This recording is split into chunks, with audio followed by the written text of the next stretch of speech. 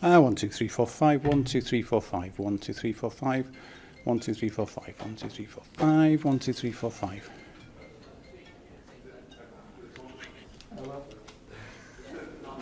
The Zoom one.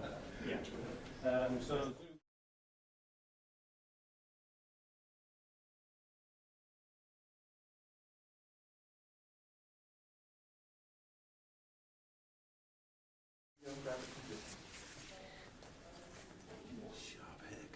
I know. Not like me. Oh, I need to go in. That's a good point. I need to go in this week.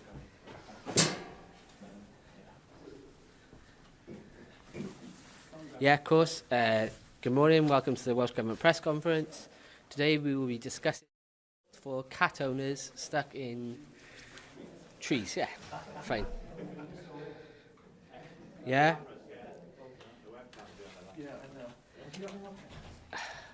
Tape. I am Mike. Here he is. Right. And it's chewing gum. Chewing gum.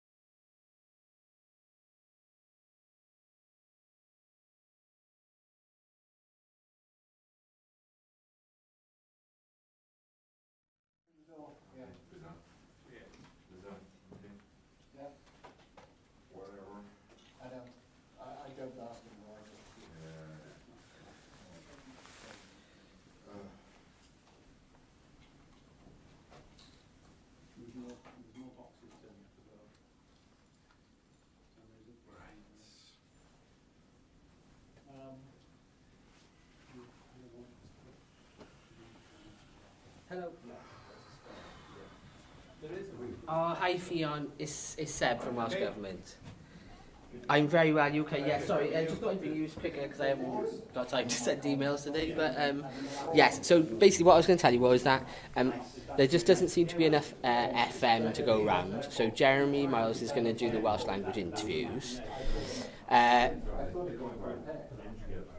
So this is what I was going to get to. He's doing Drosginio after the press conference, and then he is free to do one tomorrow morning, but nothing this afternoon. He's too busy. Yeah. You can do it tomorrow morning live if you need to. Yeah. Do you want to just send through it some timings and then and a Skype address for him to call? Yeah. Oh, okay. Yeah, that should be fine, I think. Yeah. No probs. I'll let him know. Yeah. No, Jeremy's tomorrow morning.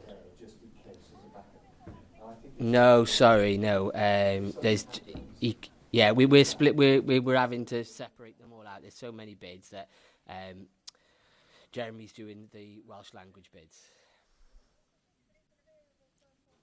No, sorry.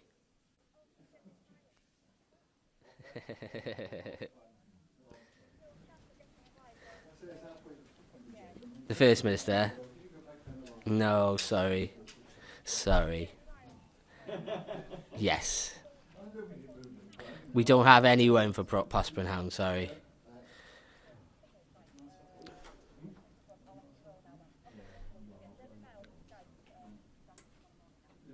Fab. Diolch Fion. That's okay. Ta-ra. It's my best Welsh language, ta-ra. Yeah.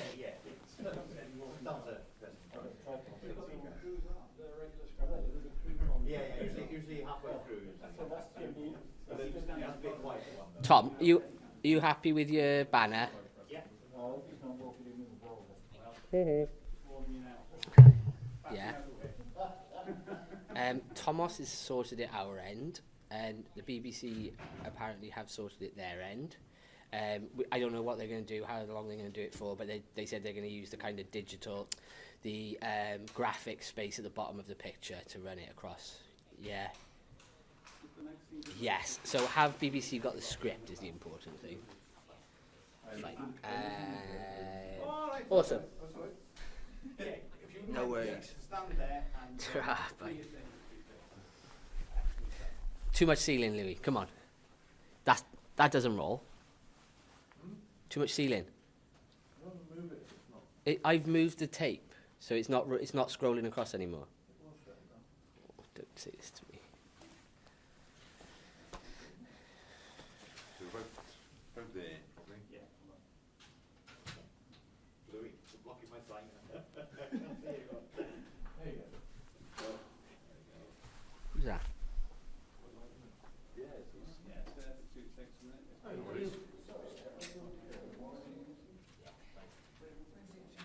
He'll stay down there. So he comes around that corner. He'll go to the toilet first. So if you let him go to the toilet first. Okay. Great. Thank you. All right, for social media. Very good. Hopefully, anyway.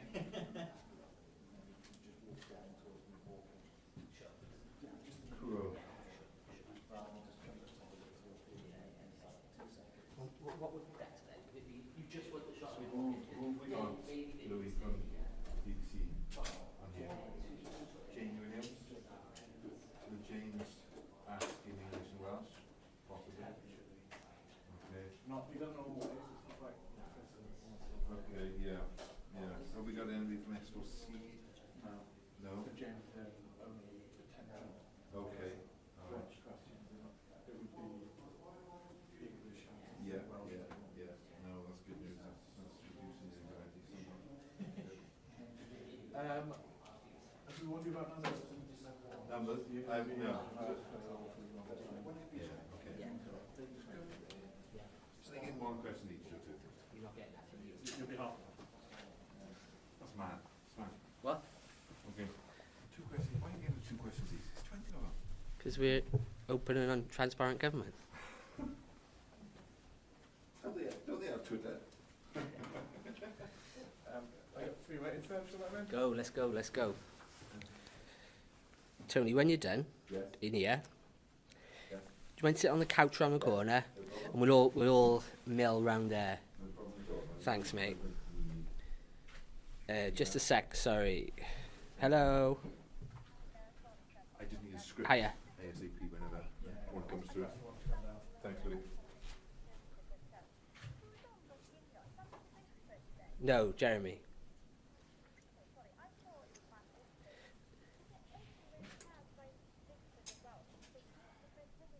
Yeah. No, yeah, I know. I completely get it. It's just that. Well, tell you what. Let's stick with. So, the First Minister definitely couldn't do straight after the press conference anyway. So, Jeremy will do that one. If Jeremy can do tomorrow morning as well, and we'll try and get Mark, even if it's pre-recorded this afternoon. All right. Yeah, fine. Yeah.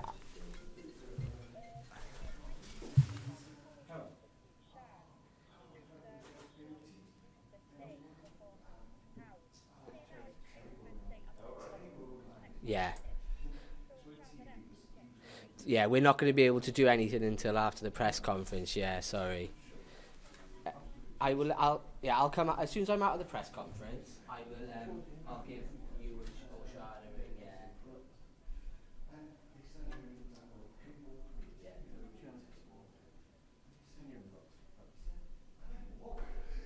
Fab. Thanks. Bye.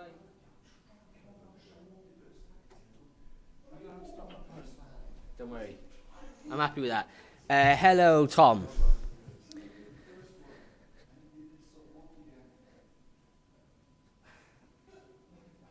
This is annoying. Bore da, Tom.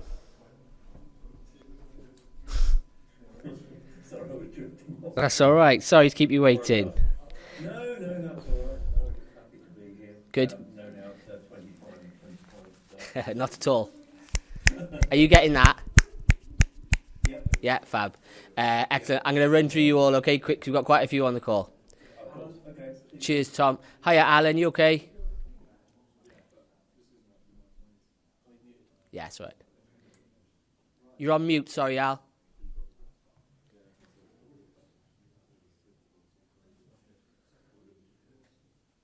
There we go. How's that? Brilliant, thank you, mate. Yeah, you okay? Good. Yeah, fine. Coming through loud and clear there? Great. Yeah, no problem. Fab, same here. Thank you very much. Mark, how you doing? Hi, I'm fine, thanks. I'm going to go on air just after 12, so this will be... That's okay. Yeah, we've pushed you up a bit today so you can get off early as well. Okay, thanks. Okay, fabulous. Thank you very much. Nathan, are you there? I am indeed. How are you? I'm great, thank you, mate. You well? Yeah, not too bad.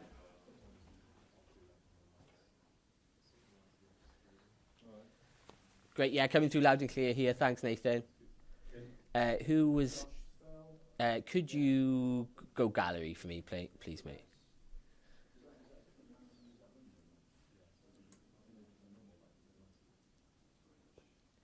Hiya, Josh, you okay? Hi, mate. Yeah, all good. Fabulous, coming through loud and clear here. Thank you very much. And Tessa, hello, welcome. Hello, can you hear me okay? I can. Clear? Good. Down Barry Island, I see.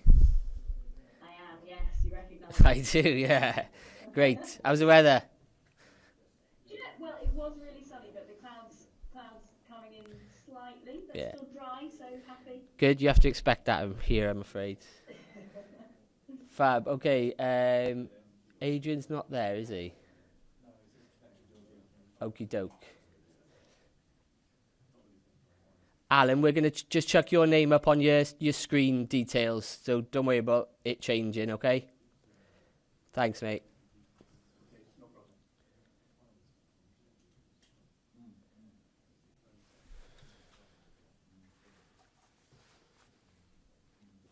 Hiya, Will.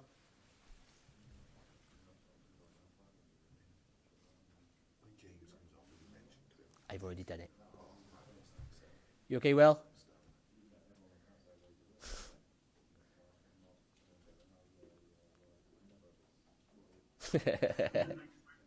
Come on, pal. We've done this long enough now. What a time to be alive. Great. Yeah, you're all coming through loud and clear here. Thanks, Will. Good stuff, thank you. Hi, Adrian. Hello. Very smart. Well, you know, big day. Was it?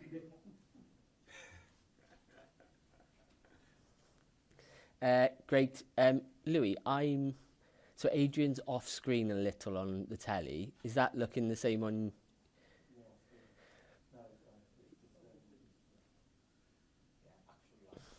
Yeah, okay. You want me to do anything No, it's not the position of your camera. We're losing some text on the box you're in, so I'm wondering whether it's anything we can do here, but I guess not. So if you go... It was purely for gallery, so it's not the issue. Yeah, fine. No worries. Is our live view up and running? Is our live view up and running? Yes, it is. Reece says yes. Thank you. You know as quickly.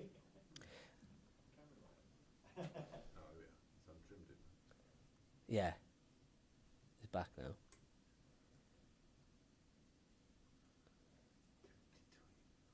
Hiya, Matt. Welcome. Can you have some audio from me, mate, please? How's that? Brell, thank you very much. No problem. Thank you.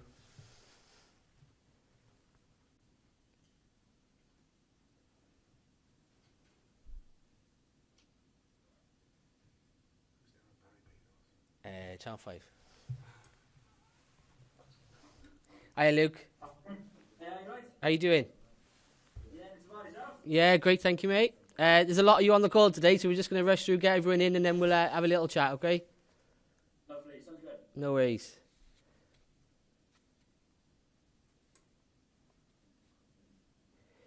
It might be worth doing Tessa's name as well, if that's okay. If you got time.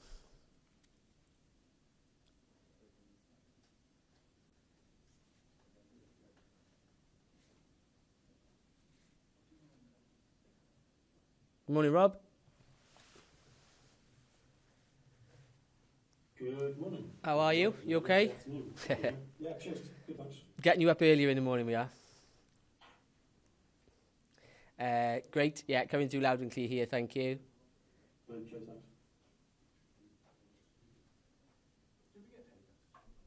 thanks. It's Gareth Wynn. He asking on behalf of. We don't have anyone from Sky confirmed. No. Oh yeah, Vicky knows about Daily Post. Sorry. Yeah. Yeah.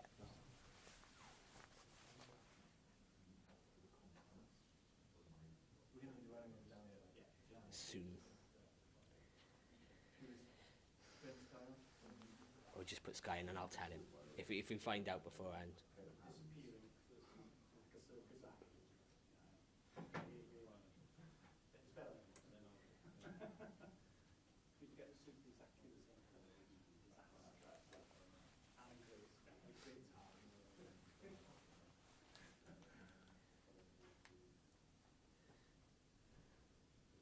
I got someone new and I can't work out who. Oh, Daniel Rivers. Where's he from?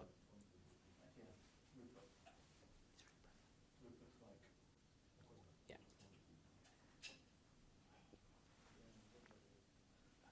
Morning, Andrew. Morning. How are you? Yeah, good, thanks, you. Yeah, fabulous. Thank you. Thanks for joining us. We'll be back round in a sec, okay?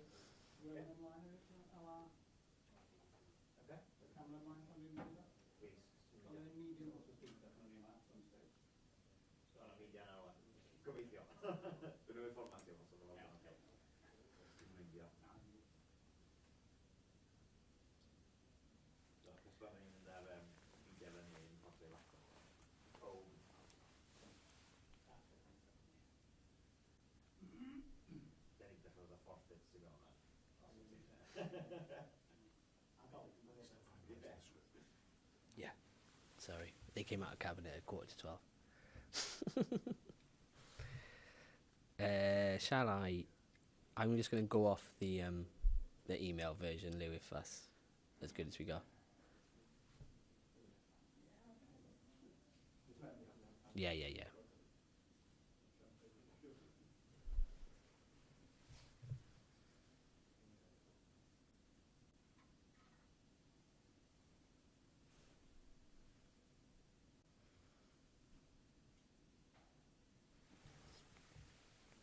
Hey, Rad. Sam, you okay? Very well. You okay? Good, thank you, mate. Very well, thanks. Brill. And Dan, morning-ish. Just about. Yeah. You okay? I'm fine, thank you, pal. Great. Yeah. Great. Yeah. Coming through loud and clear. Thank you, Dan. What was that little bell? Came through the telly.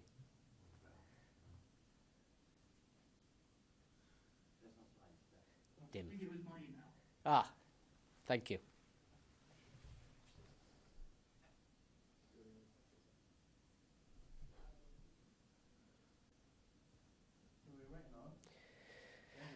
Yeah, Andy.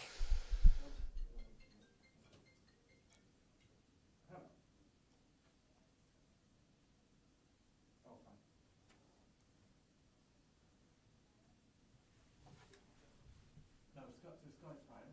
It's Dan coming. It's just Gareth Williams is asking on behalf of Daily Post, so Daily Post aren't present. So they can come off. We can cross it off as that's fine. Oh yeah, fine. No. Cool. Oh my God. I got a hole in my pocket. I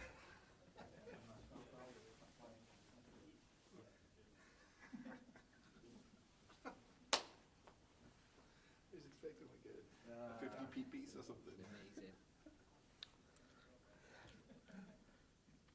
Who's that?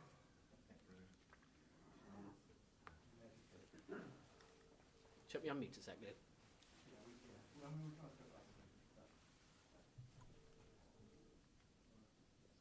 Oh yeah.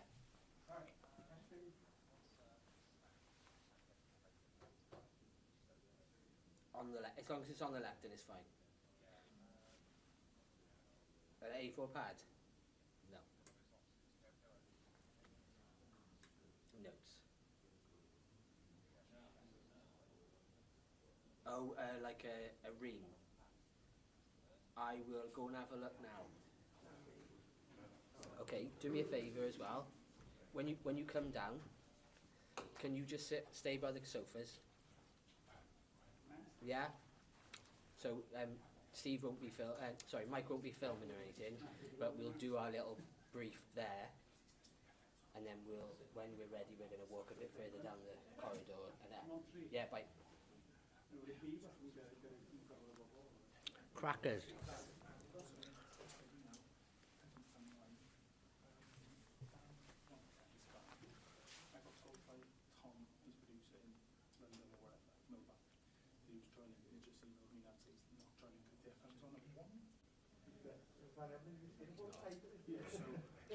Right, sorry, I got a couple of people to welcome in. We'll have a chat right now. Gareth, how you doing?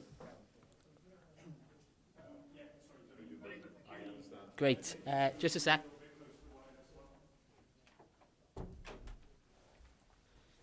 Yeah, can see and hear you clear. Thank you, Gareth. I guess that's Andy, not Die. How you doing? Yeah. Do you want us to change that for you, Andy? Did you change? Yeah, of course we can. No problem. Yeah, you're coming through loud. Thank you, Andy. Okay. And Daniel Rivers. So, I have my camera working now, hopefully. Yeah, we can see you clearly. Thank you very much. Okay. Thank you. Am I waiting on anyone else? James Williams. Oh, what a surprise. BBC. Okay.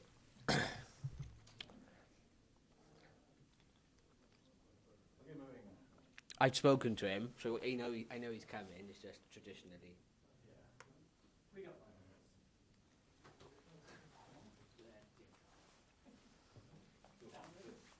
Pardon? Yeah.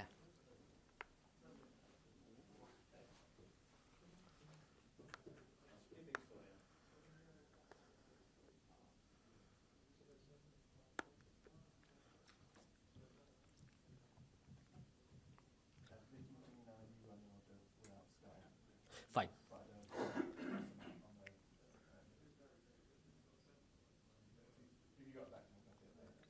Oh, do you mind going see if you can find a ream of paper? Simon's asked. Oh, is there?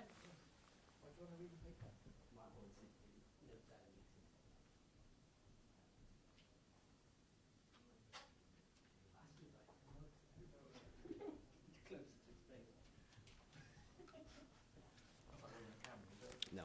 Can you see that?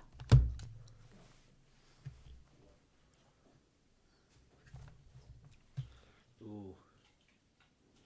Ah. As long as he doesn't do that. Like that guy from BBC. Couldn't find his life. Do you remember that guy? That was a fun day. Just forget the water.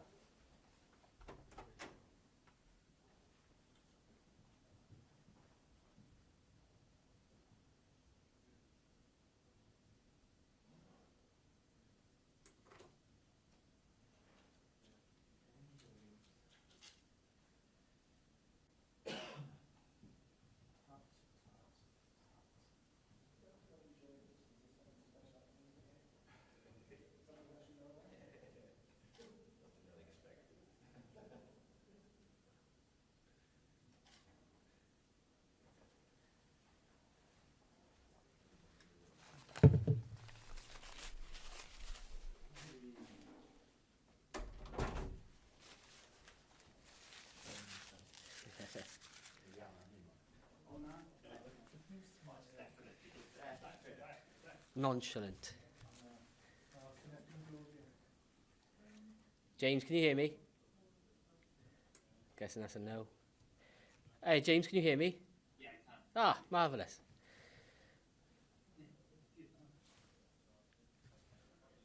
Time loop.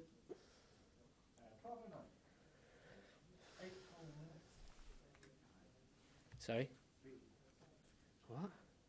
Who's the other one? Fucking hell. 1:09.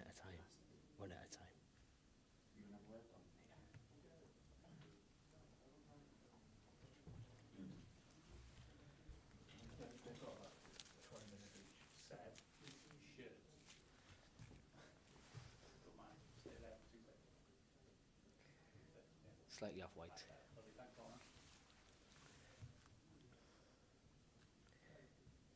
I'll just wait for Tessa to come back and we'll have a chat. Yeah, she's on call, so. Hello, Tessa. Thank you.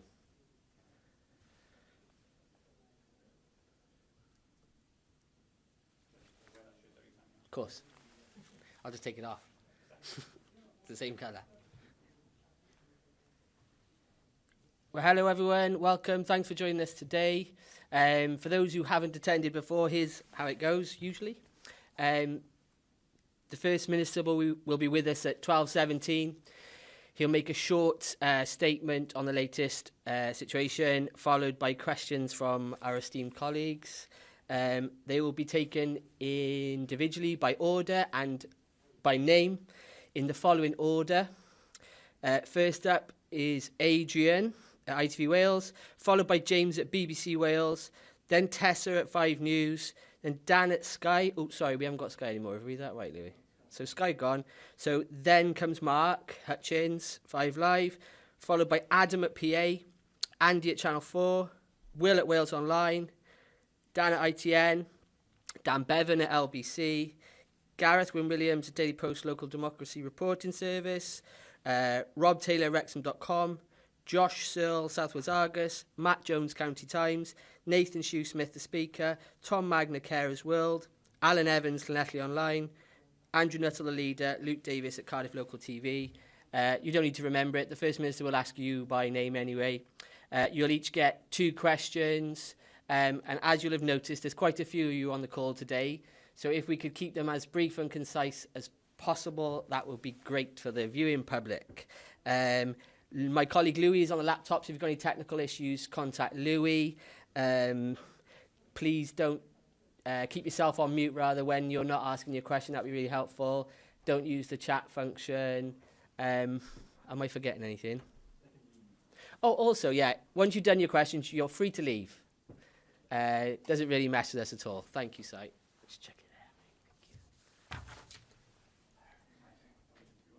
So if we could just get some volume from Adrian, please, as you'll be on screen first. 1, 2, 3, 1, 2, 3, 1, 2, 3. Thank you very much. And if anyone has any questions now, this is the time to ask them. Taking that silence as complicit. Thank you very much. Have a good session.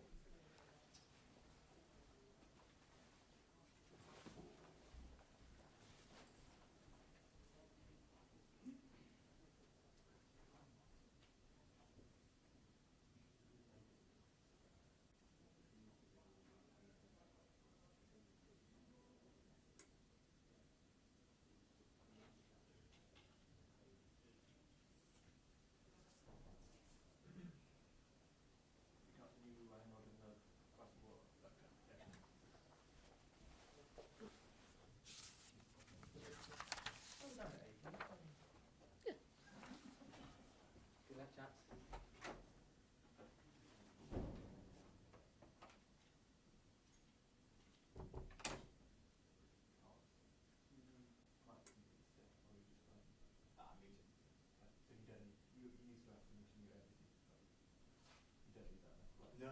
Sorry. All good.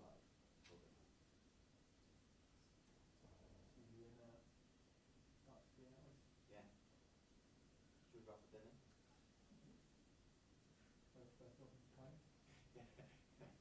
Well, that depends. I don't really drink after 9, really.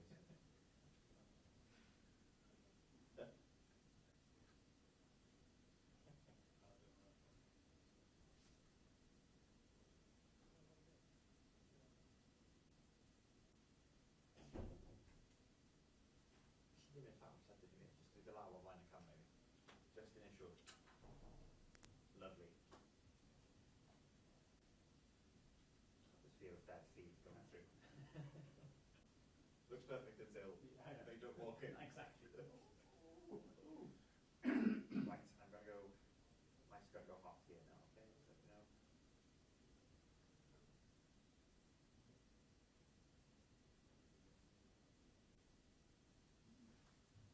Mics are hot now, okay, guys?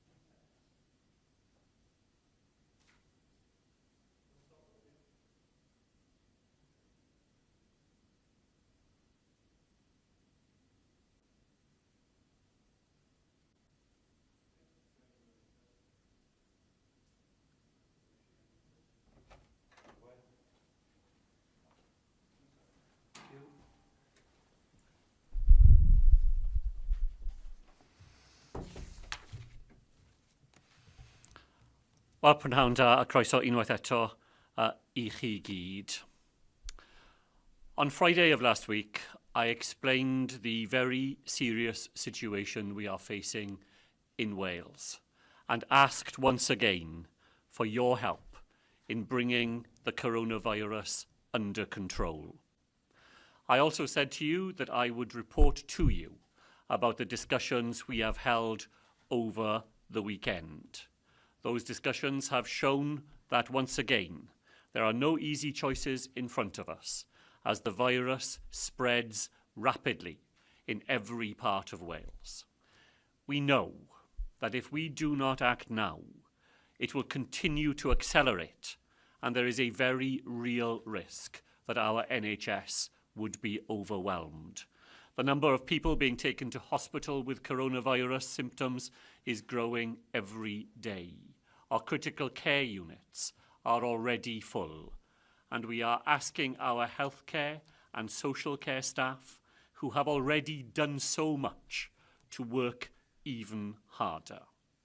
Unless we act, the NHS will not be able to look after the increasing number of people who are falling seriously ill, even with the extra 5,000 beds that we have available for this winter. And most starkly of all, even more people will die from this deadly virus. And if that is the position, then we would have to take even more extreme measures to bring the virus back under control.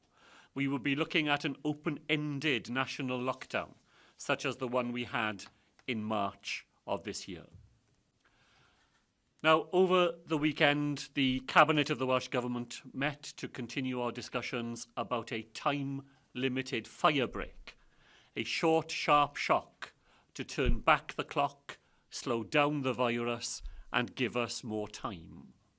We met again this morning, and we have now reached the difficult decision to introduce a 2-week fire break starting at 6 p.m. on Friday this week. The fire break period will then include the half-term holiday and cover the weeks ending on Monday, the 9th of November.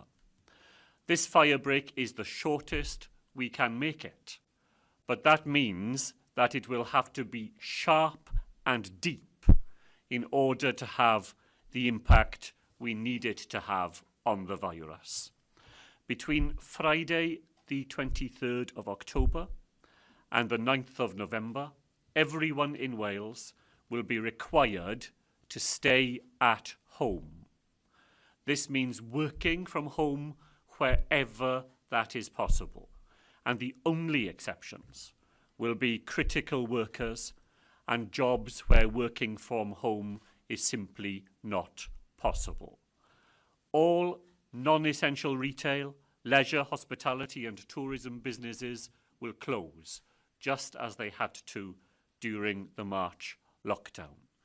Community centres, libraries and recycling centres will close. Places of worship will be closed for normal services other than for funerals or wedding ceremonies. Now, as the virus has taken hold, we have said repeatedly at the Welsh Government that children would be our top priority if further restrictions were needed and that education must continue. So as a result, over this period, childcare facilities will stay open. Primary and special schools will reopen as normal after the half-term week. Secondary schools will reopen after the half-term, but for children in years 7 and 8 only.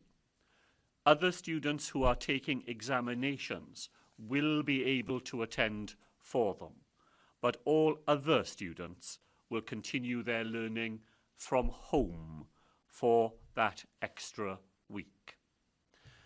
Universities will continue to provide a blend of in-person and online learning.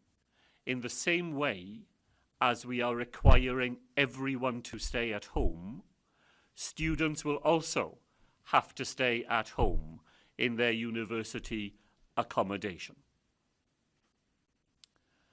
Now, coronavirus spreads when people are in close contact with one another, and especially indoors. To help break the cycle of transmission, there will be no gatherings with people you do not live with, either indoors or outdoors, during this 2-week period. There will continue to be an exception for adults living alone and single parents who will continue to be able to join with one other household for support. Now, as a Cabinet, we are acutely aware of the impact that a circuit breaker period will have on businesses. So I wanted to turn next to the package of financial support that will be in place to assist businesses through this challenging period. And we'll make sure that the full details of the package are available throughout this week. But I can confirm today that we have created an extra economic resilience fund of almost £300 million. We have put an extra £150 million into phase 3 of the ERF to support those businesses directly affected by the fire break. Every business covered by the small business rate relief will get a £1,000 payment. And small and medium-sized retail, leisure and hospitality businesses which have to close will receive a one-off payment of up to £5,000. And those payments will come to those businesses automatically. There will also be an additional discretionary grant and support for small businesses who are struggling because of the restrictions that we have to impose on them. Beyond that, the £80 million fund we announced last week to help businesses develop in the longer term will be increased to £100 million, and there will be a £20 million ring-fence sum within that £100 million for tourism and hospitality. We know that businesses will need this support quickly. The funds will open in the first week of the fire break, and we will work to get that money allocated as quickly as we can to those businesses who need it.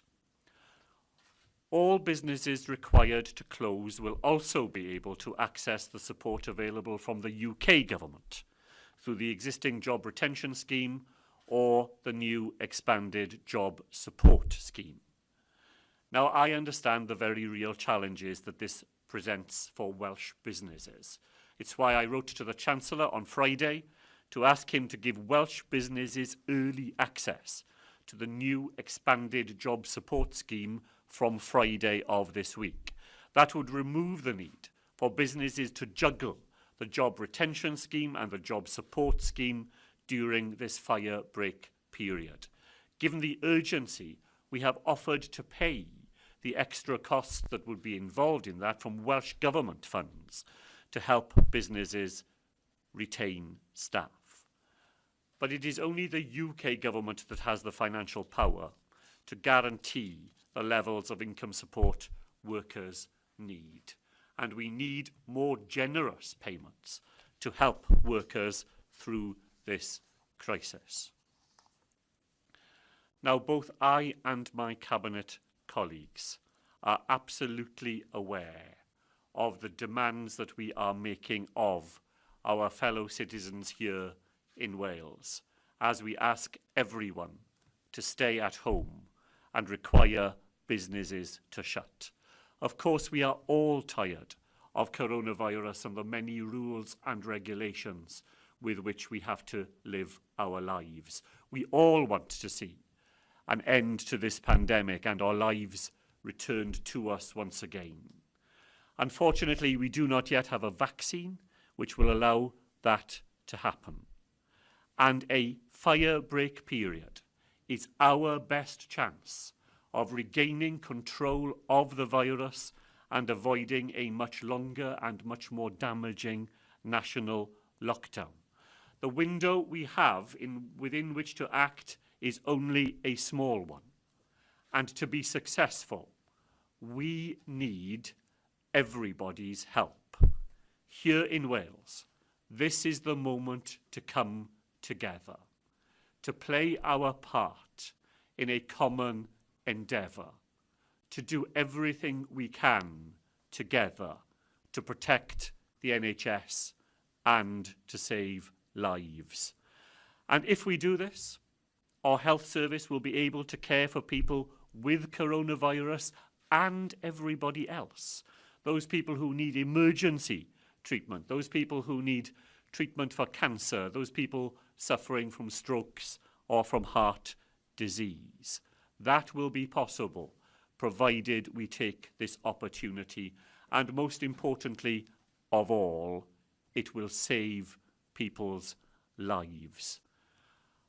Of course, this will not be easy, but if we act together, we can succeed. Once again, diolch o galon I chi gyd am popeth chi'n neud. Thank you all so much for everything you have already done and for everything that you will do over the weeks to come. Together, we can still keep Wales safe.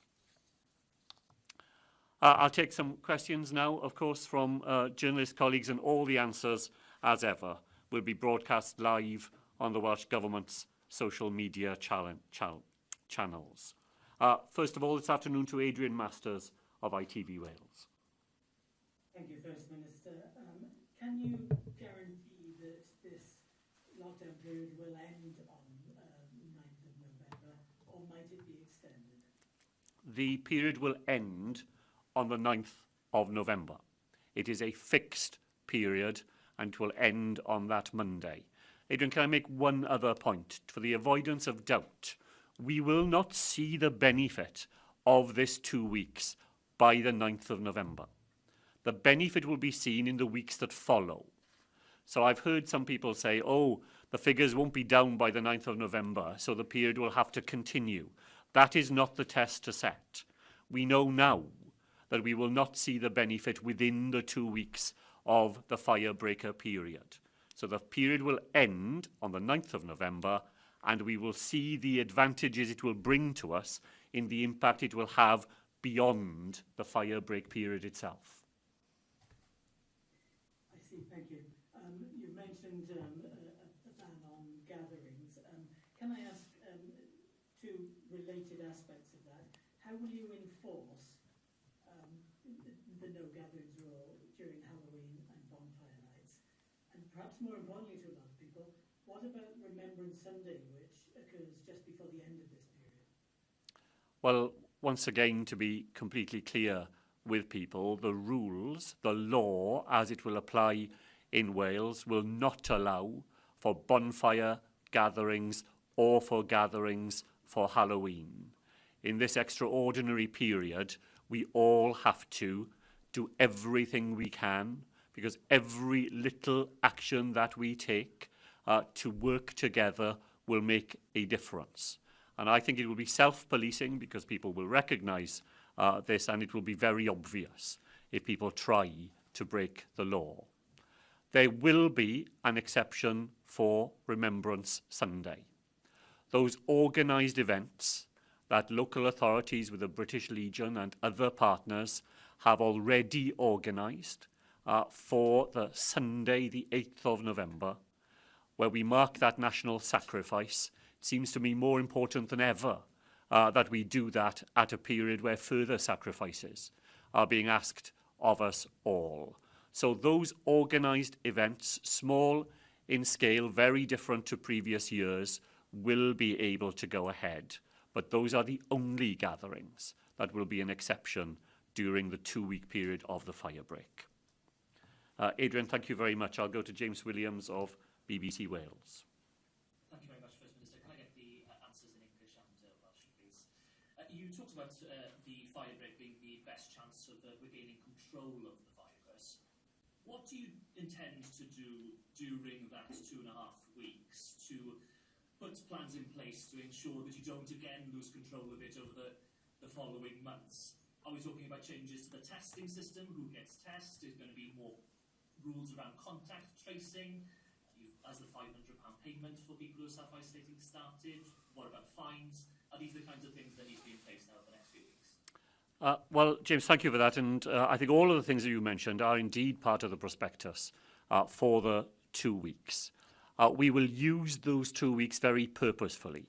We will use it further to strengthen our TTP system, recruiting more staff, allowing people to catch up on the huge volume of contacts that have had to be contacted and traced over recent weeks.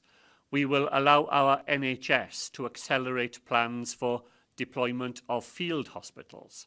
Ysbyty Seren in Cwm Taf Morgannwg already accepting patients over the weekend and again today. We will provide a £500 payment to people who are asked to self-isolate and who live on very low incomes. And we will review and regularise the different fixed penalty notices that have been introduced over the 6 months of coronavirus to make sure that they are fair, that they are proportionate, that they have a continuity of approach underlying them. So there are a whole series of things that we will use this period to carry out so that we come out of it better prepared for the difficult winter that still lies ahead. So just either way, ni'n mynd I ddefnyddio y cyfnod clo neu y toriad tân am pwrpasau pwysig I gweithio ar y system profi ac olrhain I recrwtio mwy o staff, I roi amser I gwasanaethau iechyd I paratoi am y capacity ychwanegol. Ni'n eisiau tynnu I fewn am y gaia, I wneud fwy I tynnu capacity na lan.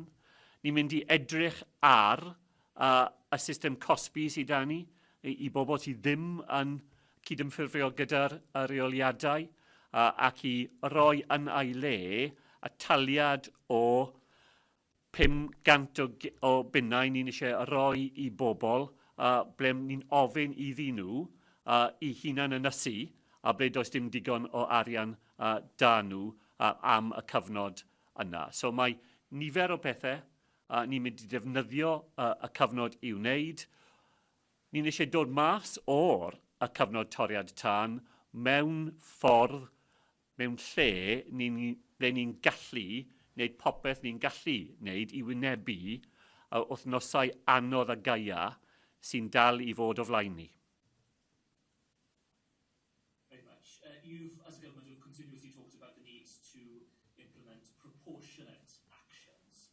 Can you explain why it is proportionate for areas that aren't currently even in local lockdown? I'm thinking of areas like Ceredigion and Pembrokeshire, where the numbers are pretty low. Why is it proportionate for them to be taking part in a national lockdown at the moment?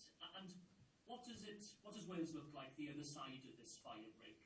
Will there be much tighter national restrictions, across the board, short of lockdown?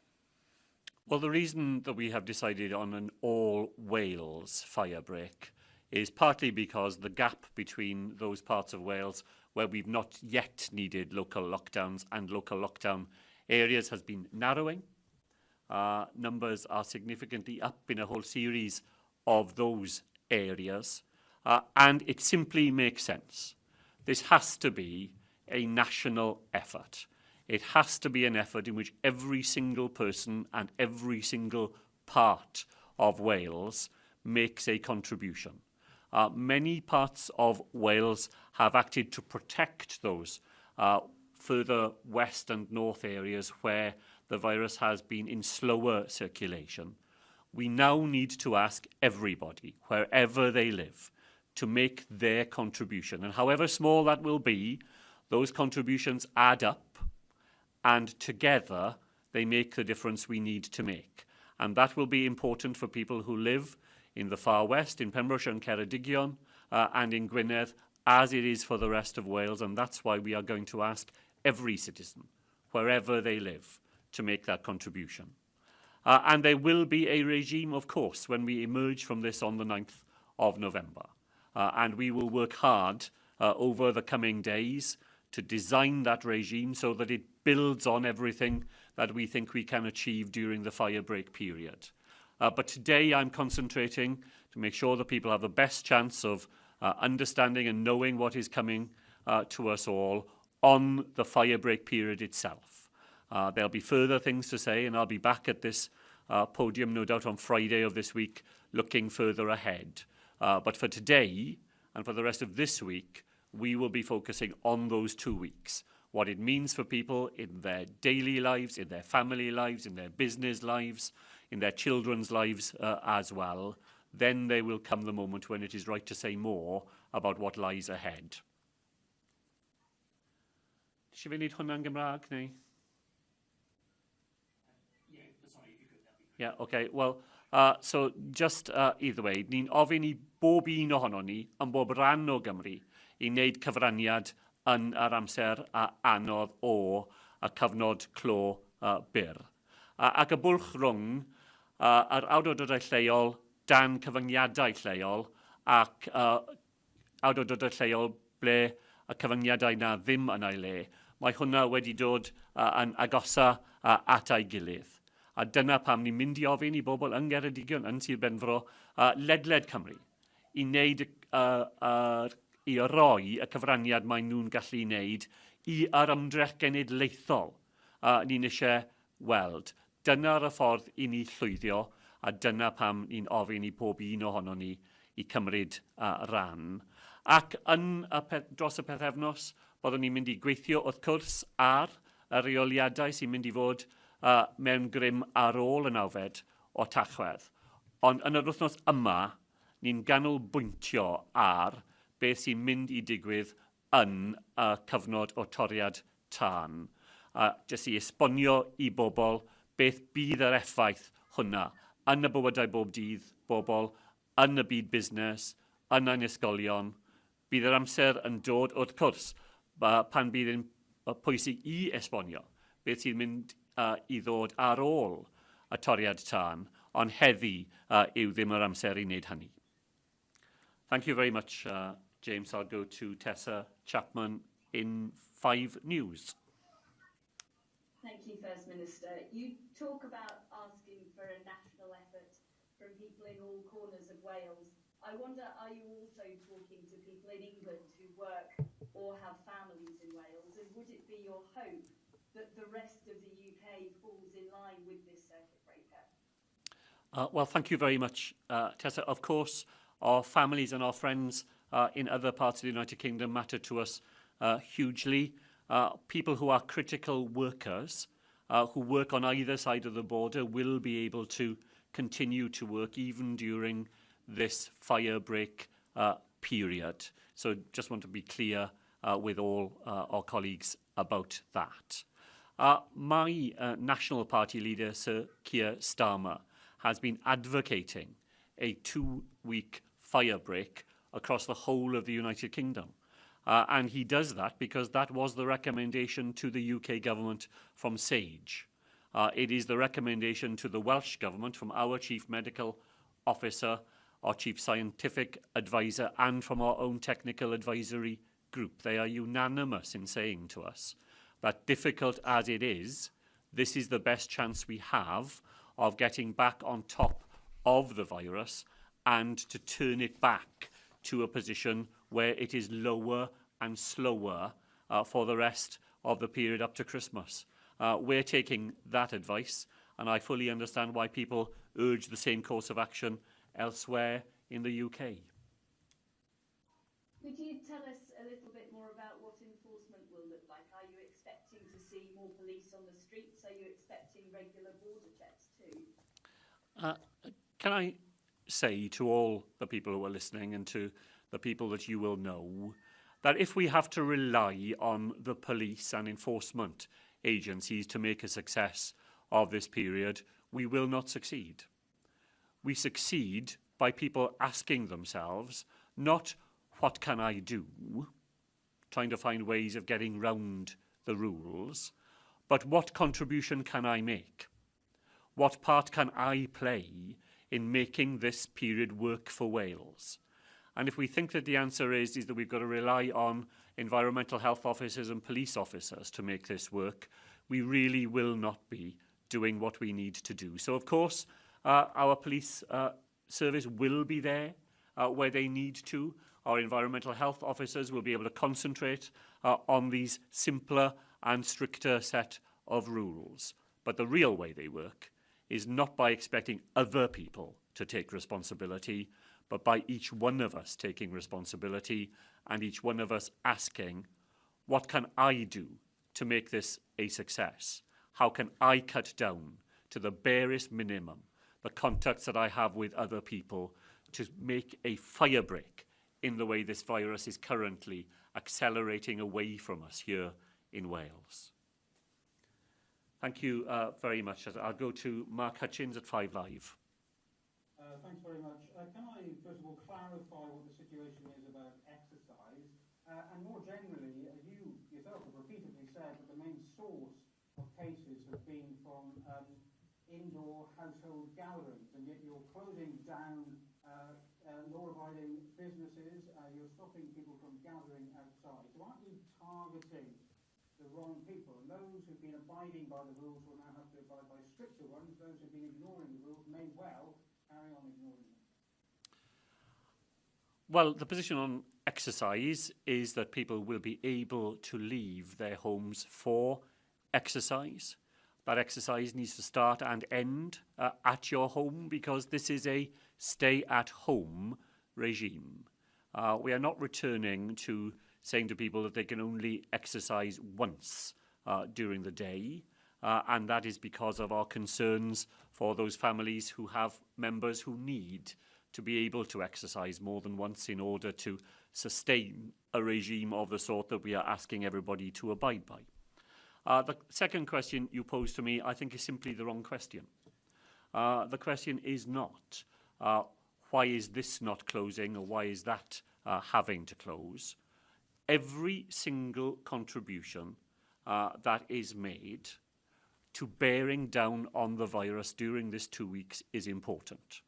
Some of them may seem marginal, but when you add all those little bits together, then collectively they can make the difference. That is why this has to be strict and deep in order to make it as short as possible. And everybody has to play their part. You know, the majority of people in Wales want to do the right thing, and the huge majority of people in Wales do the right thing every day. In this period, everybody must do the right thing, because if you don't, then it is other people's lives, other people's futures that you will be putting at risk. You've outlined certain financial packages.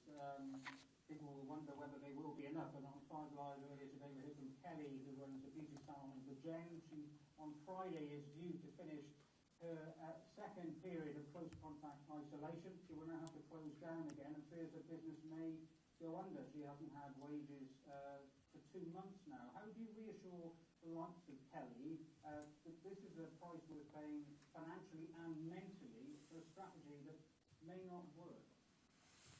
Well, the assurance that I can give is that we have worked really hard over the last few days to bring money together from across the Welsh Government to provide the most generous package of help that we can to businesses in Wales to get them through this 2-week period. For many businesses, that will be automatic help. They won't have to apply for it. It'll come to them through local authorities in the way that I described. And for those who need more help than that, there are further funds that we've announced today as part of this package of £294 million that is designed to make sure that businesses who are affected by the 2-week period get the help that they need. And I can assure you that, you know, the impact on businesses weighs very heavily indeed in the difficult decisions that we have made. But it is no help to businesses if the virus is in such circulation that people like Kelly find themselves continually having to self-isolate because they come into contact with more and more people who are suffering from coronavirus. This is not a choice between no harm to business and this harm to business. It's the choice between the harm to business that will undoubtedly come and is coming already as Kelly told you, from the way in which the virus is impacting on people's lives. We think that this is the better way to protect businesses as well as lives, and that's why we'll mobilise the level of help that will be available to businesses in every part of Wales. Drosodd i Adam Hale yn PA. Much of what you've announced today has been in the public realm over the weekend from printed correspondence from unions and councils. After, on Friday, you said you're never to share what was being proposed for the country. You and your ministers have been at pains during the pandemic promoting how open and transparent you've been with us. But if the public are learning about things which will impact their lives from leaked letters and Twitter posts first, rather than from the mouths of ministers, can you forgive some for thinking that there's something a bit off with this brand of transparency? Well, I am disappointed, of course, that people who have been involved in conversations with the Welsh Government, helping us to shape a package that was not finalised until 11:30 this morning, should choose to then share those conversations in a way that was not originally intended. It's a risk you run, Adam. The way that I want to shape these very difficult decisions is by drawing in the people who will be affected by them and who will have to help us to provide services during the period. And of course, almost everybody respected the nature of those conversations. And I'd rather take the risk in the end that some people will not understand the rules that we were all operating by, and to have those conversations. It would have been possible not to have consulted anybody beyond the Welsh Government itself, and then to have simply sprung it all on people this morning.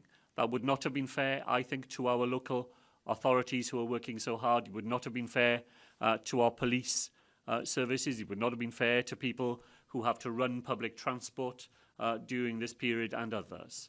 So the choice we made was to have those conversations, to have them not when decisions had been made, but to have them while the decisions were still being thought through.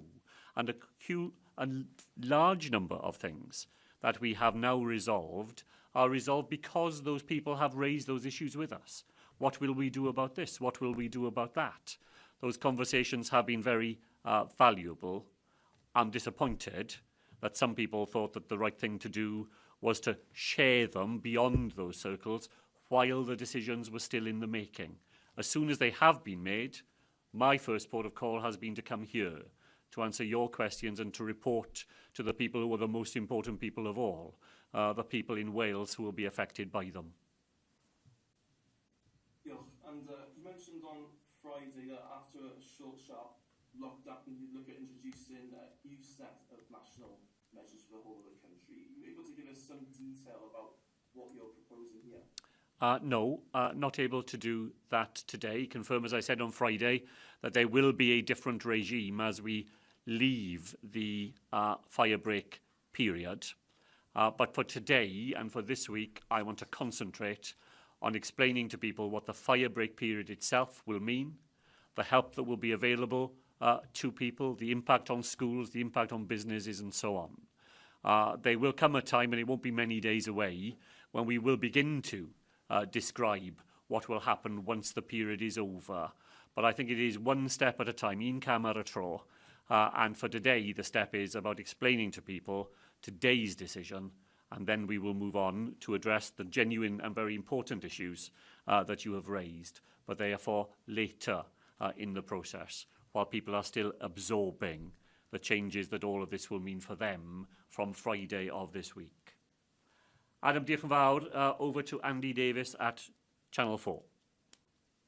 First Minister, are you providing enough support for employees, particularly those likely to be affected today who are on the minimum or national living wage? And does this do enough to help those businesses who aren't, not just those who are having to close down, but also those in the supply chain? Thank you, Andy. So look, the first question is really a question for the UK government. It is the UK government scheme that help people with wages. And I set out in my statement how we have tried to persuade the Chancellor to simplify that for people in Wales. At the moment, businesses would have to apply for one sort of help in the first week and a different scheme in the second week. We think that can be avoided. But the money that comes directly to support people with employment costs comes from the UK government, as it has throughout the coronavirus period. We've recognised that. I've always said that we recognise just how much has been done. We think more could be done and should be done. I've been listening carefully to the debate with my colleague Andy Burnham in Manchester and agree with some of the points that he has been making. Our support is there to help businesses with all the other costs that they incur, and they will not have an income over this 2 weeks to help them with those costs. Is it enough? Well, I'm sure there will be people who would look for more. All I can say is that we have brought together the largest sum of money that we are able to provide, that we have designed the system in a way that people will get that help automatically, and that there will be help particularly for supply chain companies in the way that you've suggested, over and above what other firms will be able to claim from us. And our aim absolutely is to make sure that businesses who have a successful future are supported both through this 2-week period of firebreak, but throughout the whole of the rest of this year, so they are there to resume being successful businesses when conditions allow in 2021. Can I just ask you to clarify the position regarding outdoor sports, which is so valuable to physical and mental well-being, and so difficult to judge the effect that can have? Are you saying that children can go to school up to year 8 and mingle indoors, but they can't walk to their local rugby club outdoors to play sport together? Is that the position? And if so, what's the logic in that? That is the position, and the logic is the one that I have already gone over. This will never work if what we get is a stream of questions that says, why isn't there an exception for this? Why isn't there an exception for that? That is not the way in which a circuit break, fire break period will work. It works. Exceptions, First Minister. You already have certain exceptions within the setup. We have the minimum number of exceptions that are necessary to allow our society to keep functioning. If we were to say to key workers, doctors, nurses, social workers, that they couldn't go to work, then the services on which we all depend would evaporate. So there are inevitably a small number, but the aim in a fire break period is to make that the minimum number, to make it the absolute exceptions that you have to make, not to be asking ourselves, how could we add to the exceptions? Why can't we do this? Why can't we do that? If we approach it in that way, it simply will not work. Every single thing that we cut down on, however small it may be, will help to make a difference. And that will have to include outdoor sports of the sort that you asked. Because it's always possible to make a case for something on its own, but that is to miss the point of a fire break period. Andy, thank you. Over to Will Hayward at Wales Online. Thank you, First Minister. Are all the rules allowing people who live alone to bubble up with another house? Does that apply the same as under the recent lockdown restrictions, in that someone can only form a bubble with someone within their local authority? Or now this is a national lockdown, can a single person bubble up with someone anywhere in Wales? Or perhaps even with another household in England if they happen to live on the border? They will be able to form a bubble with a household beyond their own local authority boundary. This is the only way in which this national approach is slightly more generous than the local lockdown system. So a single adult household, a single parent household, will be able to form an alliance with one other household, and it will no longer have to be within the local authority boundaries where that person is living. Thank you. And throughout the summer, you said it can take 3 weeks to see if changes you've made to restrictions have actually made a difference. What if we get to the end of this fire break and cases are still going up? Under any circumstances, would you extend the fire break, or are you ruling that out categorically right now? I'm ruling it out, Will, and I think it is quite likely that we will come to the end of this period with numbers still rising, because you will not see the impact of a fire break period during the fire break period itself. People who are going to need hospital treatment are already falling ill, and it will take a while before the nature of that illness requires them to be in a hospital bed. So it's really important I'm clear with people. The test for the success of a fire break period is not, are the numbers falling by the time the period is over? Those numbers will start to fall in the 2 weeks after the 2-week fire break, not during it. So it will end on the 9th of November. Thanks, Will. Over to Dan Rivers at ITN.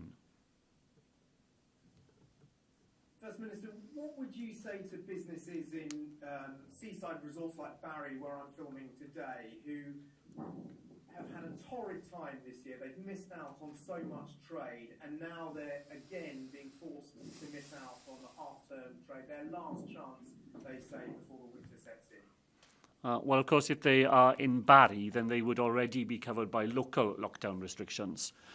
So the difference in the circuit break for Barry is pretty marginal.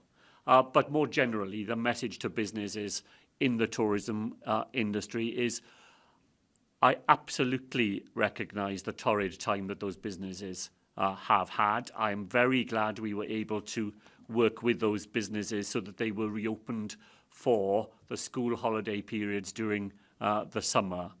But that business is equally affected as any other part of Welsh life by the fact that we have over 800 people already in hospital beds in Wales because they are suffering from coronavirus, and that figure is 20% higher than it was just a week ago, and that we are already seeing over this weekend some of those people now needing critical care beds because they are so ill. Nothing can be an exception to the need for the national effort that we are asking people to make, and we will provide specific help for the tourism and hospitality industries during this 2-week period in recognition of the additional difficulties that this will cause to them. What's your message to people in England who have got a holiday booked here, who might still think, well, they'll come in their camper van or their caravan, or they'll go and stay in an Airbnb cottage? What's your message to them? I'm afraid my message to them is they must not come. The rules in Wales will be that you must stay at home, and that does not allow people to travel to holiday destinations or to go touring around in camper vans. The rules that apply to people in Wales will have to apply to people outside Wales as well. So regrettable as it is, and much as we look forward to welcoming people from outside Wales back to Wales again, this is not the time to do it. We will need your help as much as we will need the help of people who live here in Wales. Dan, thank you. Over to another Dan, to Dan Bevan at LBC. Thank you, First Minister. Good afternoon. You said on Friday that a circuit breaker will give us enough headroom until Christmas. But if that doesn't happen, will you be willing to do this again? And will you rule out another circuit breaker in the new year? Well, I'm afraid the answer to both of those is no, Dan. I'm not in the business of giving guarantees that nobody could possibly be sure they could keep, nor can I rule out further measures into next year if the virus were to come back and be spreading at the velocity that it is spreading today. The aim of the fire break period is to get us through to Christmas without the need for restrictions of this sort. There will be a regime the other side of it, as I've said. But the aim of the fire break is to reset the clock and to allow us to get through to Christmas together. Beyond that, it simply wouldn't be sensible, given the speed at which things change, the nature of the virus we've faced, to be offering people guarantees of how the future may unfold. circuit breaker means for shielders. Will there be any specific advice for people who are asked to stay at home extra after the lockdown was eased? And is it possible they could be asked to stay at home past the 17-day period you've already announced? Dan, thank you. That's a very important question. We discussed this directly with the Chief Medical Officer this morning. He intends to write out to all the people who are on the shielded list. That letter is planned to go this week, so it will arrive before the firebreak period begins. It will provide the best and most up-to-date advice to people in that shielded group. It will explain to them what the Chief Medical Officer believes they should best do during that 2-week period and beyond. And I'm very keen indeed that people who will be anxious and who will wonder what this means for them, that they get that advice directly from the Chief Medical Officer of Wales, the most authoritative advice they can get. And I know that Dr. Atherton is very keen to make sure that that is provided to them before the Friday start of the firebreak begins. Dan, thank you. Over to Gareth Wynne-Williams of the Daily Post. Gwynedd and Anglesey are currently the only North Wales counties not subject to a local lockdown. But with cases rising and pushing the counties near or often beyond the 50 per 100,000 7-day figure, has the Welsh Government been asked to implement wider measures in either Gwynedd or Anglesey? And with that in mind, would the Welsh Government be minded to do so now that the even stricter firebreaker is coming in? Gareth, I said earlier this afternoon that one of the reasons why we're moving to a national set of measures is because the gap between those places where the virus has been effectively suppressed and other places has been narrowing. And that is certainly true of Gwynedd and of Ynys Môn. And there have indeed been discussions with those localities and others in Wales as to whether or not we should take measures in advance of the firebreak period on Friday of this week. I thought it was important that we drew these discussions to a close so that we were clear about what the plan was for Friday. We will now see whether there are gains to be had from further local restrictions in the next few days in advance of Friday. But I would need to be convinced that those gains were real. What we really need to do is, without the rules changing, for people's behaviour to change. People in Ynys Môn, Gwynedd, Pembrokeshire, wherever, they don't need the rules to change in order for them to do all the things that make a difference. So in those parts of Wales, as everywhere else, the fewer people you meet, the fewer journeys you make, the more you keep social distancing and do all the other things, the safer we will all be. And people can do that now. They don't need to wait for Friday, and they don't need for local rules to change. But we will be discussing all that further, of course, with those local authorities and with the public health leaders in those parts of Wales. You referred to this earlier, but cross-border travel restrictions are already in place for those living in areas with high levels of COVID-19. Can you confirm if the firebreak will mean restrictions on all non-essential cross-border travel in that case? Yes, during the 2 weeks of the firebreak period, cross-border travel will be even stricter than it has been in recent days. Essential travel will be still possible, but non-essential travel within Wales and across the border into Wales will have to end for the period of the firebreak. Diolch, Gareth. Rob Taylor of Wrexham.com. Good afternoon. In the consultations and advice you've taken over the last few days, has any health official suggested that a longer firebreak lockdown would be more beneficial, for example, closer to a month? And if so, what was their advice? And what's your reason for taking a shorter time period? And if they are the health experts, why disregard them? Oh, there are an awful lot of ifs in that question, Rob, I must say. So, look, let me disentangle the question. Was there a debate about how long the period should be? Yes. What was the nature of the debate? You either have a longer period of restrictions that are slightly less strict, or you have a shorter period of restrictions where they have to be as strict as possible. The advice to us from the technical advisory group, I think we're publishing their advice now during this press conference, was that we should go for short and sharp. So we are not ignoring anybody's advice. But was there a debate about how long they should last and what would the mixture of restrictions be? Well, yes, of course. But in the end, the advice is that the balance of the calculation came down in favour of the length of period that we are going for, provided we could make it as deep and as strict as necessary. Thank you. 10 days ago, you referred to local lockdown heat maps as really useful. Despite requests, it appears only certain areas of Wales has them, even then they're not regularly updated. At the start of this month and ongoing, we'll try to get more detail over anonymised information regarding the situation in the local hospital, regarding admissions, people admitted, treated, if they required ITUs, discharge, that kind of thing. You've said many times you're keen for data to be given out where possible. Where is the blockage on this? And can you give a clear message that you expect such anonymised data to be released in a prompt manner? I'm very happy to give that final assurance. My view is that the more data that is available, provided that it is there is explanation as well as information, that the information tells the right story and isn't capable of being easily misunderstood, that the more data people have available to them, the better understanding they have.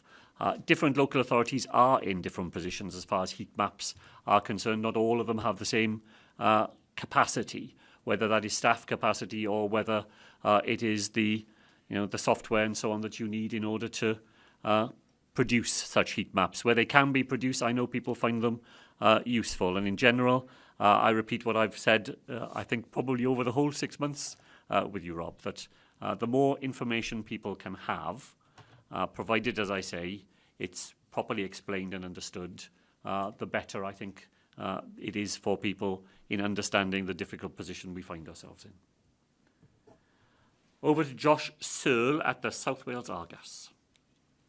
Afternoon.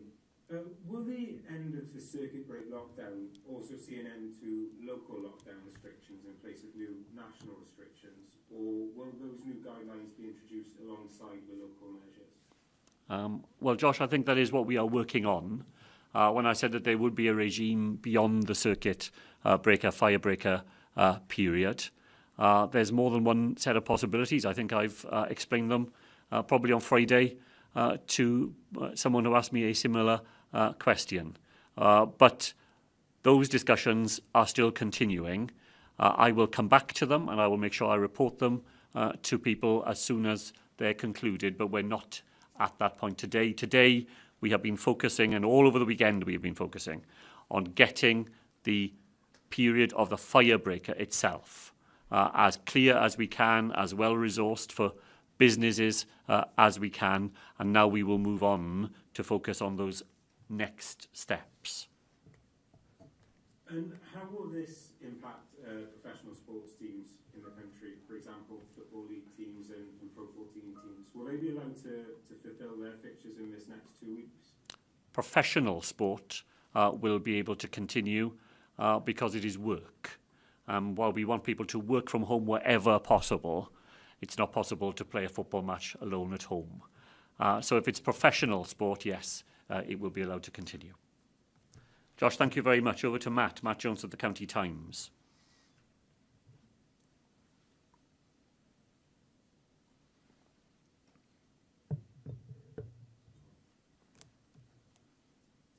No? No, we'll come back to Matt if he's able to join us, but if he's not, then to Nathan. Sorry, it's all right. You're here. Excellent. I apologise. Not at all, Matt. Good. Thank you, First Minister, and also thank you to my colleagues who asked a few questions ahead of me and I already planned. First Minister, do you think that tourism has had an impact on transmission, and how damaged do you think relationships between communities and tourists are? Well, I think the evidence from the summer, when the incidence of coronavirus generally was very low, that visitors from within Wales and to Wales acted responsibly, and we didn't see the virus in greater circulation because of tourism at that point. We're in a very different context now where the evidence does show that people travelling within Wales and into Wales risk taking the virus with them to the places that they are visiting. And that's because there is just an awful lot more coronavirus in circulation, so that risk is much higher. So I don't think there is just one conclusion. The conclusion depends upon the context within which those visitors are travelling. As to the relationship between our tourism industry and the people who take advantage of it, I've said many times from this podium that our colleagues in tourism businesses have worked exceptionally hard to make sure that they take local communities with them and to provide a really good experience for visitors. That was the experience during the summer. We had tens of thousands and thousands of people coming to Wales and doing so successfully. It is really important that we go on explaining that the reason we are asking people not to travel within Wales or into Wales at the moment is not because we want to keep people away and not because we don't look forward to them visiting and being welcomed again, but because in the pandemic, in the public health emergency we are facing, now is not the moment to do so. And second, you touched on this before, obviously, but you said that the benefits will be slightly better than previous because you can now visit with someone outside your local authority. Just for clarification, that you mean within Wales, that doesn't include, obviously, someone coming in from England? We are offering single adult households the opportunity to form a bubble with one other household. I'll be asking them, as I would with anybody else, to think carefully about who that household would be and to minimise the travel that's involved in it. Because the further you travel, the greater the risk. So people will not now be confined to their own local authority area. And most of the letters that I've had, and I must say, I have had letters from people, heartfelt letters from people saying, I'm a single person living on my own. My family lives 5 miles across the border in the neighbouring local authority. Why can't I form an alliance with them? Well, now you will be able to. But the closer to where you live that alliance is formed, the better that will be as far as the virus is concerned. Matt, good. Thanks. Glad to have caught up with you. Over to Nathan Shoesmith at the speaker. Thank you. Good afternoon, First Minister. Some of our readers in higher education will be wondering why blended learning will be continuing at universities in Wales, especially while many secondary school students will have to work from home. Many in higher education have been calling for an online-only approach for some time, given the risk of virus transmission indoors and outbreaks at universities. Is there a reason why this is not being imposed for lockdown period? Yes, there is, Nathan. It's just a balance of harms issue. Our fear was that if we said today that for the fortnight beginning on the 23rd of October, students would be taught entirely online, there would be a significant number of people who would decide to leave Wales and to return home, or to travel within Wales to home, taking the virus with them and bringing it back in larger numbers when they returned a fortnight later. How do you obviate that risk? Well, it's by allowing universities to continue with a blend of in-person and online teaching.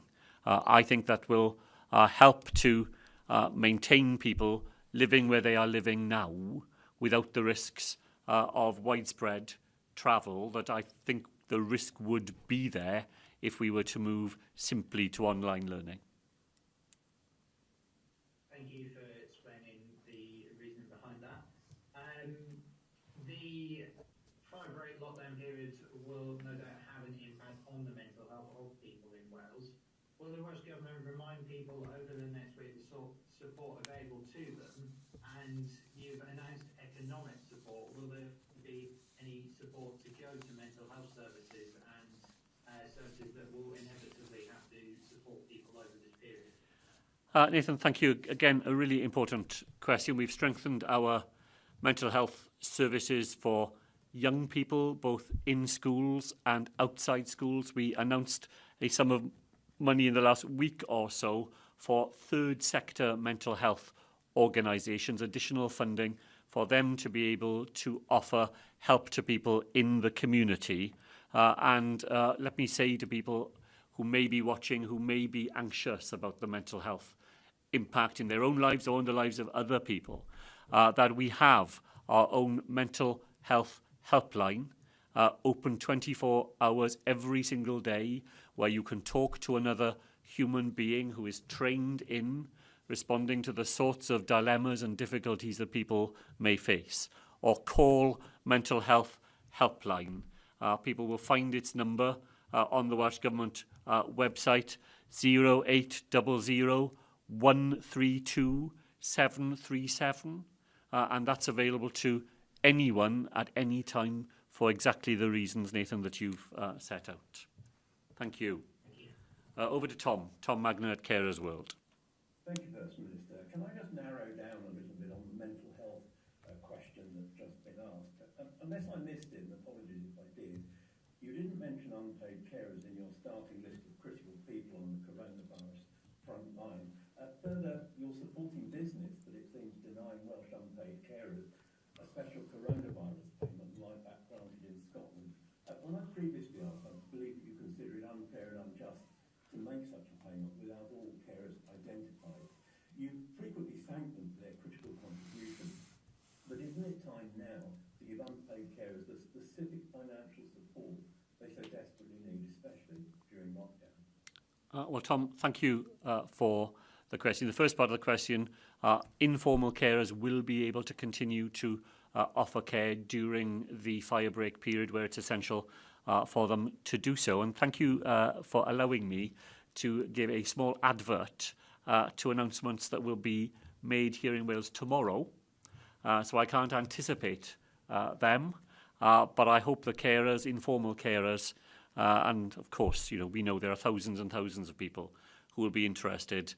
Tomorrow there are a number of important announcements we will be making, and I hope people will be listening in to make sure they know what they are. Well, we look forward to those announcements tomorrow.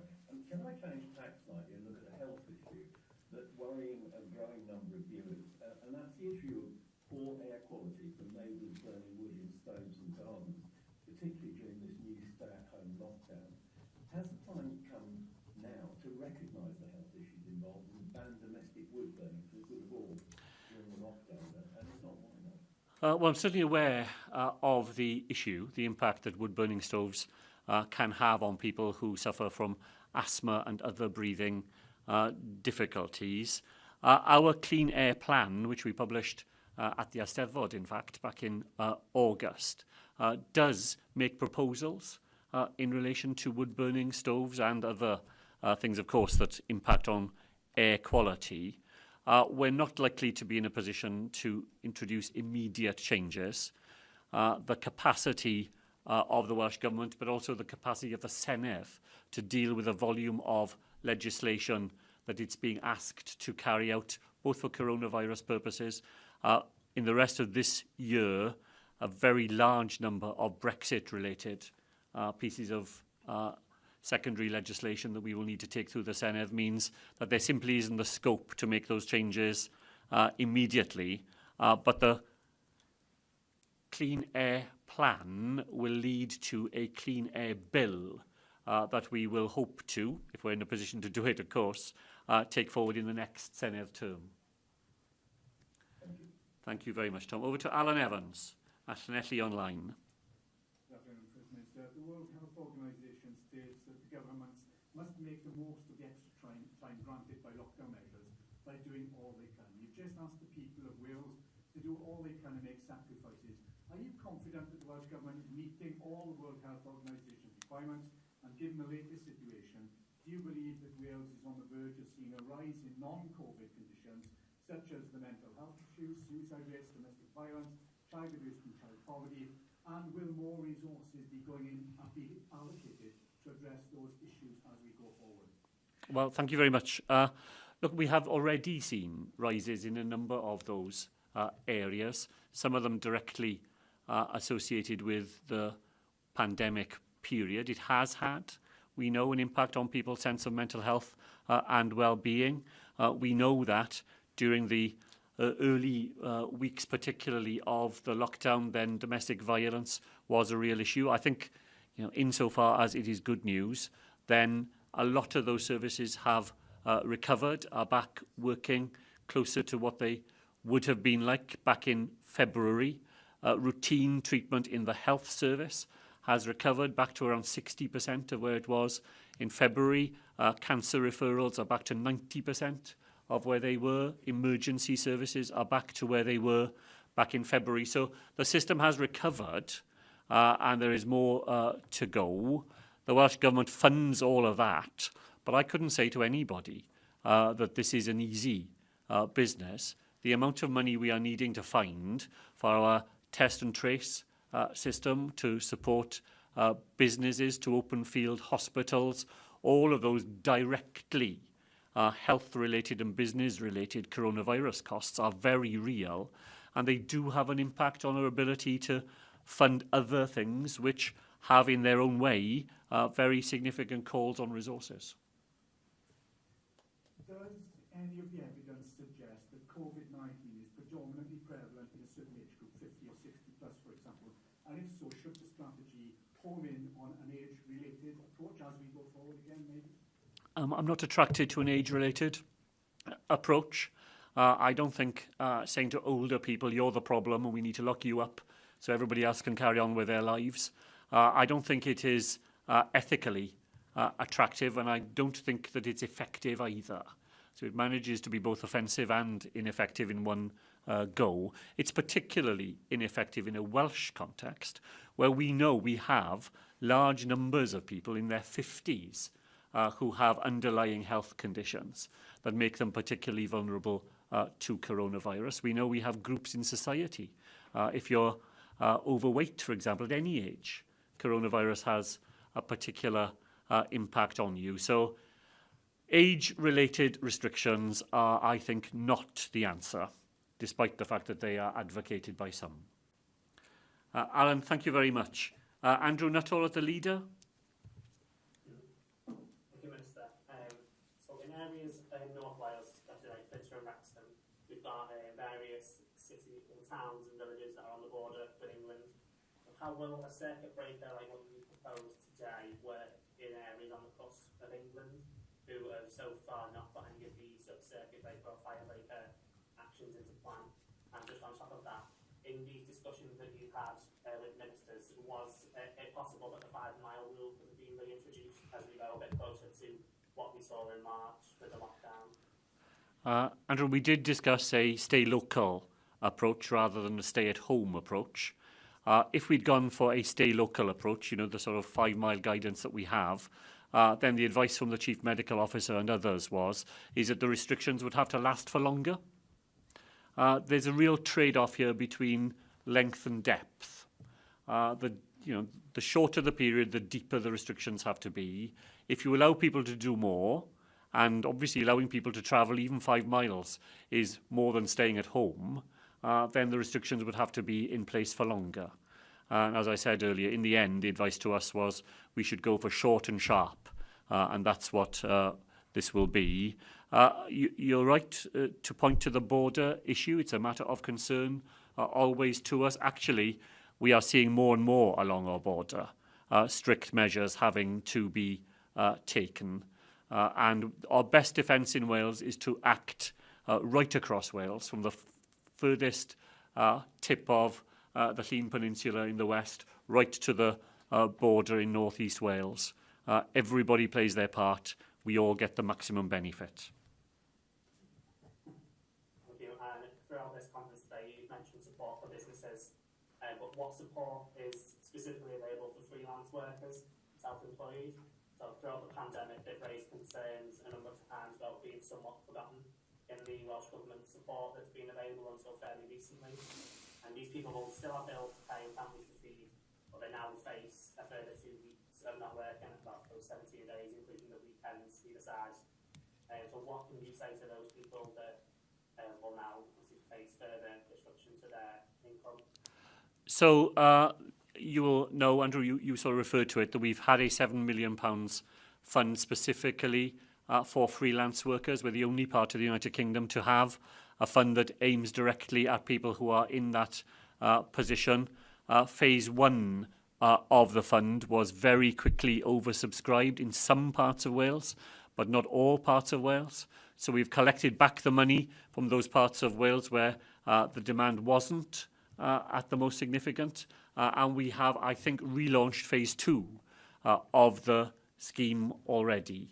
So the fund is open again, and we hope to be able to find the £2,500 that is available for freelance workers through that fund out to even more people than we were able to in phase 1.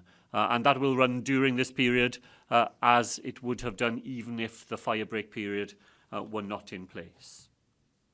Finally, today, to Luke Davis at Cardiff Local TV. Hello, Shemai. Good afternoon, First Minister. Well, with the aim of reassuring the Welsh people, possibly, I understand Wales is its own specific case. I just wanted to know if you could shed some light at this time on any examples where short and sharp restrictions like this have worked elsewhere, please. Look, diolch yn fawr. Of course, we have looked at international evidence. We wouldn't be the first part of the world to try this, but all around Europe particularly, different governments are trying different approaches. You will have seen, I know, the restrictions introduced in France at the end of that last week, restrictions introduced in Italy again today. I suppose what we are doing is closest in the most local sense to the arrangements announced at the start of last week in Northern Ireland, where a form of a fire break is now in position. So through our Public Health Wales, we are very fortunate to have a very good set of international contacts which allow us to learn from what is going on elsewhere, whether it is a fire break of the sort that we are proposing or the other measures that countries elsewhere faced with a similar flare-up are having to put in place. And finally, First Minister, is there any concern that people in Wales may have, feel as though they may have done their time, as it were, with the country already seeing strict restrictions for a period of months? Do you think people will be as willing to follow the rules this time round? Well, I think people do feel that they've done their time. I think we all feel that, don't they? You know, every one of us would like our lives to be closer to what they were before all of this happened. I'm encouraged by the fact that where we have had local lockdown restrictions in place, the evidence is that the vast majority of people approach them asking what they can do to help, rather than asking what can I do to get round these rules.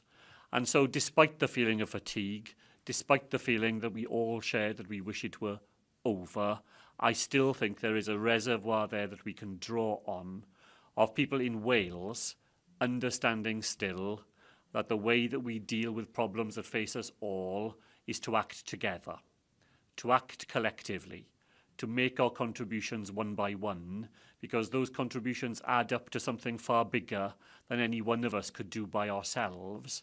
And in that way, we can still make a difference.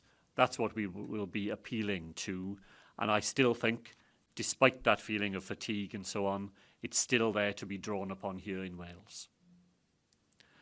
Thank you all very much indeed. Diolch yn fawr iawn I chi gyd.